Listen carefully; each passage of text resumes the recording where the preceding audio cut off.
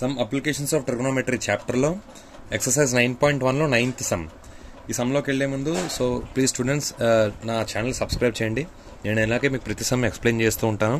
మీకు ఏమైనా డౌట్స్ వస్తే కామెంట్స్లో పెట్టండి. Now let's get into the video. The angle of elevation of the top of the tower, top of a building. For example చూసుకోండి, ఇది building అనుకోండి, ఇది టవర్ అనుకోండి.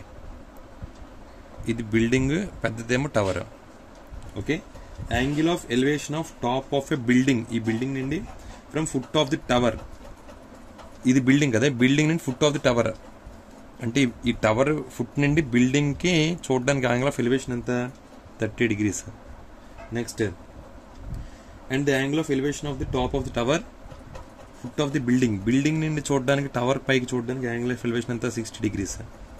Okay, if the tower is 50 meters high, tower ఎంత? 50 meters high ఇచ్చాడు. ఇది tower 50 meters high. Okay, find the height of the building, building height కనుక్కోవాలి. ఇది కనుక్కోవాలి. ఓకే, దీన్ని ఎక్స్ అనుకోండి. ఓకే, దీన్ని ఇక్కడ డిస్టెన్స్ డి అనుకోండి. టవర్ నుండి బిల్డింగ్ కొన్న డిస్టెన్స్ డి అనుకోండి. ఓకే, ఇప్పుడు first tan 30 opposite by adjacent కదా, tan 30 opposite X by adjacent D. Okay, tan 30 అంటే 1/√3 equal to X by D. Okay, అప్పుడు డి ఏమవుతుంది? √3x అవుతుంది.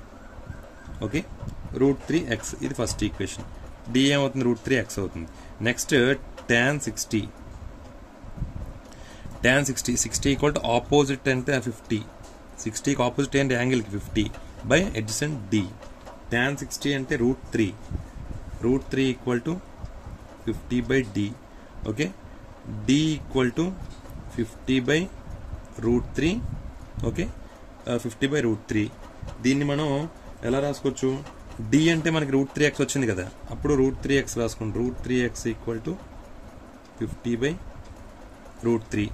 ఓకే, అప్పుడు x ఈక్వల్ టు ఏమవుతుంది చూడండి, x ఈక్వల్ టు 50 ఈ √3 ఏమో కిందకి వెళ్ళిపోతే ఇంటూ అయిపోతుంది. √3 × √3 3 అవుతుంది. 50/3. ఆన్సర్ 50/3 meters అని ఉంచేసుకోవచ్చు. లేకపోతే దీన్ని ఇంకా సింప్లిఫికేషన్ చేసుకుంటే 16/2/3గా రాసుకోవచ్చు metres. Okay, so building height అంతా 50/3 meters. Okay, thank you, and please try to subscribe my channel. Thank you.